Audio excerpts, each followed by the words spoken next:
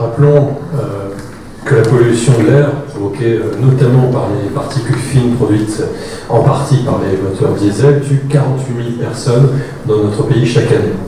On parle déjà d'interdire la circulation des diesels, des vieux diesels dans des villes allemandes, à Rome et à Paris.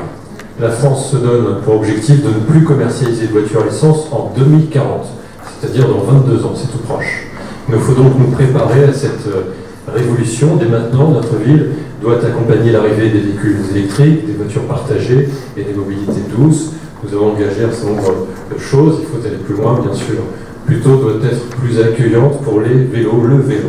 Or, pour l'instant, les voiries de notre commune sont globalement mal adaptées. Les pistes cyclables sont quasi inexistantes ou mal aménagées.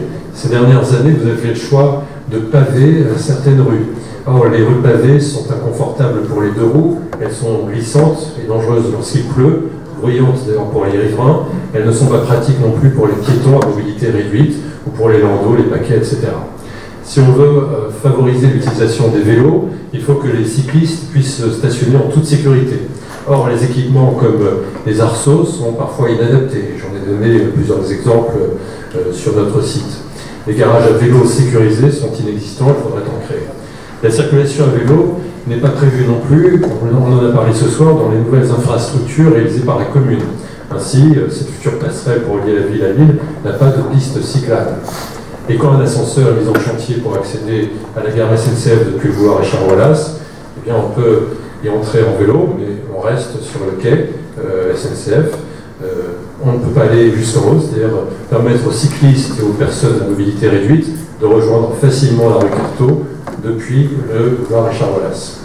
Face à ces incohérences entre une bonne décision et des putéoliens à acheter un vélo électrique et d'autres qui freinent la pratique du 2 roues, nous avons des propositions à faire. Des propositions en faveur d'un plutôt futur où l'on pourra rouler à vélo facilement et en sécurité. Nous les présentons dès maintenant sur notre page putofutur.com, elle vient d'être publiée. Nous invitons les putéoliens à participer à une consultation large sur les mobilités futures. Vous savez très bien qu'il ne peut pas y avoir de pistes cyclables, notamment dans le bas de Puteaux, puisque ce sont plutôt des venelles que des rues, ce qui fait le charme d'ailleurs de notre Puteaux ancien.